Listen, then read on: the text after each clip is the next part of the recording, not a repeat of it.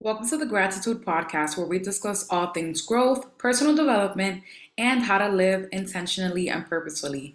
This is season 3, episode 3, and today we're going to discuss my author journey and tips and tricks to keep in mind if you're looking to become an author.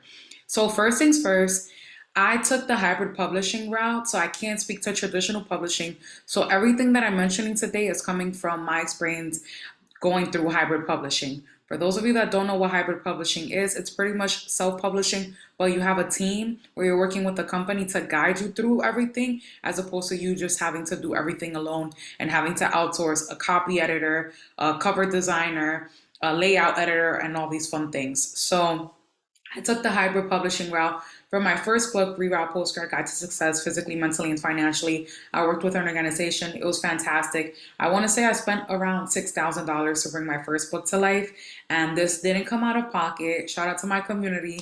I fundraised the initial fee that was around $400 to get into the program, and these were people that donated to me because at the time I was a recent graduate writing about how to navigate life after graduating from college as a first generation.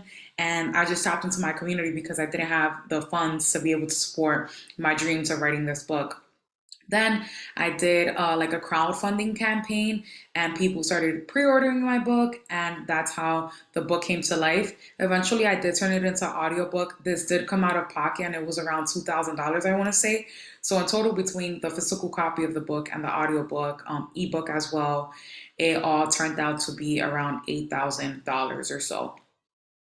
Second time around, I did hybrid publishing again. I started off with the same publisher that I did my first book with. And for my second book that I have right here, Dreams Don't Cost a Thing, dropping November 28th. By the time this episode airs, it would have already dropped. I started off with my first publisher, and in the middle of the process, I had to pivot to a new publisher. So this is a lesson to always advocate for yourself. And if you feel something in your gut is off, make sure to go with that gut feeling. Because for me, something was telling me, maybe you should leave this publisher and try something different and go down a different route. I had a full manuscript written, and I just felt like I loved my first publisher, but the ball was being dropped on a couple of things. So that's why I decided to pivot. Still, all due respect to my first publisher. They helped me bring my first manuscript to life and my second manuscript as well. But I just decided to go in a different direction with my book. And pivoting my publisher also allowed me to publish my book much sooner because I had a direct team that was only working with me as opposed to a team that was working with like multiple authors. Since with my first publisher, it's a cohort of authors and it's more community publishing. So if you're somebody that needs community support and accountability, definitely my first publisher was great with that. In total, for the second book, I spent a little bit over $15,000. And in the beginning, first publisher, $10,000. Second, to my second publisher, I had to pay a little over $5,000. And it has been hard. I put it on my credit card, and at least for my second publisher, and I had to pay all of this back to my credit card, obviously pay off my credit card because ain't nobody gonna stay in credit card debt. So do take into account when you do want to bring your book to life, make sure that you have the funds for it or you have the community to support you to bring your book to life because it is costly. I don't care what anybody says. If you want a well-written book and a book that has has all the support and the things that it needs, it's going to be a pretty penny. So make sure that you have the investments in place to be able to invest into your dreams, whether it be a book or whatever it is. Second thing, again, advocate for yourself throughout the journey. I was advocating for myself throughout the whole entire way. I was letting them know what I liked, what I didn't like, and where I thought things could be a little bit different. If communication was being bad, I would bring that up. So make sure that you advocate for yourself because ultimately it is your product. It has your face on it, it has a publisher on it, but whose name is on the cover? Your name. So make sure that you are advocating for yourself because if you can't advocate for yourself, then you're probably not going to get the product that you want. Another thing, there's a lack of diversity when it comes to people who are authors. So, according to a study from 2018, only 11% of authors are authors of color. If you are interested in writing a book, Do not sit on that idea. Execute it. There are so many people that have on their bucket list that they want to write a book. And then they wait and wait and wait, and then they die and they never bring the book to life. Don't let that be you. Don't let it be you. Make sure that you execute everything that you want to execute upon. And that's also something that my book dives into, living life intentionally and purposefully on your terms. We don't know when our time is going to come, we don't know when we're going to die. So it's important that whatever ideas we have in our head, whatever things we want to get off our chest, get them off our chest, because we can die within the next minute, hour, week, month. We don't know when our time is coming. So execute on the things that you want to execute upon. Let the limiting beliefs go. I dive more into that in my book, but I know that it's easier said than done. And this is not to promote my second book at all, but more so, get out of your own way. You are robbing people of real wisdom and lessons by you not putting yourself out there. So please do yourself the favor and put yourself out there and write the narrative that has not been told yet. Another thing, when you are writing a book, don't just write a book to write it. Consider, what problem are you solving with your book? I remember when I wrote my first book, I thought to myself, and I did some research, there wasn't really anybody that was talking about how to navigate life after graduating from college. One.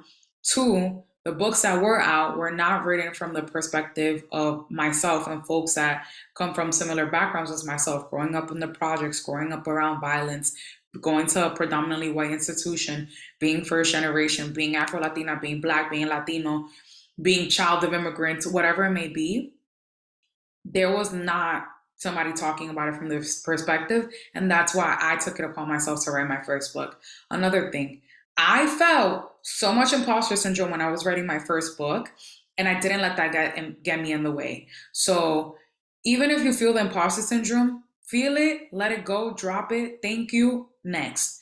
Keep it pushing, because you're going to feel imposter syndrome. And the thing that I like to ask myself when these feelings of imposter syndrome come up is, who am I being an imposter to? I'm not being an imposter. This is just an uncomfortable feeling because I'm getting out of my comfort zone now. And it is perfectly okay for me to feel these feelings, but I'm not an imposter. I belong here. I deserve to take up space. I deserve to write this story. So, this is just a reminder to you to move past whatever junk you have in your head. Had I not written my first book, and I'm pointing over there because it's to the right of me. Had I not written my first book when I wrote it, I don't think it would have been as impactful years later, because the experience was fresh in my head. So if you're thinking about something and the experience is fresh and you're constantly thinking about it, write about it. There's somebody else that wants to read it. And with my second book, I realized that the personal development space, for my first book, a lot of people looked to me for career advice, and I wanted to shift because I know I'm very interested in personal development.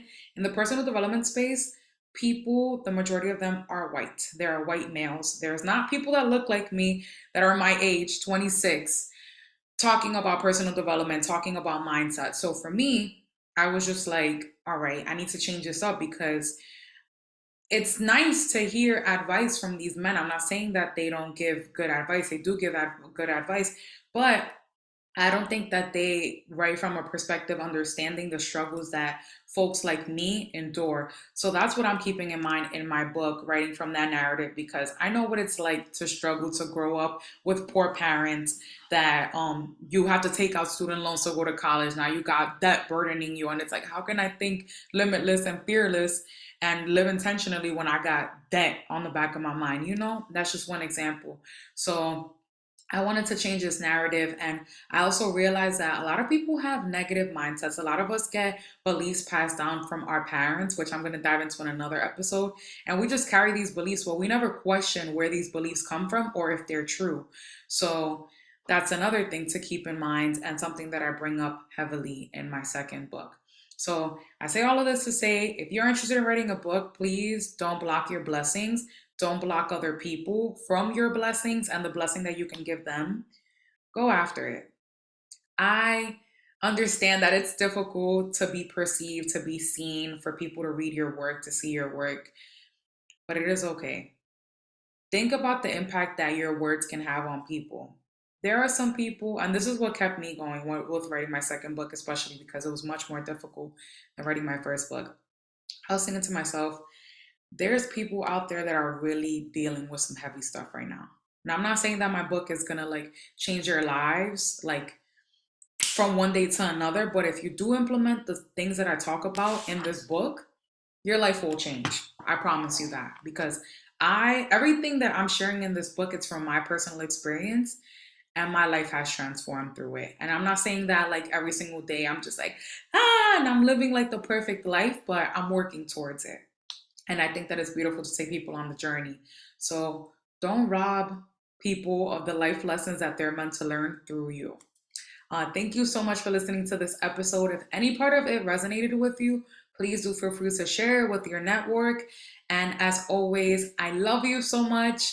I hope that you have a beautiful day and feel free to subscribe to my YouTube channel if you're watching this on YouTube or to give it a like also on YouTube and also follow my show as I continue to drop more episodes. Thank you so much.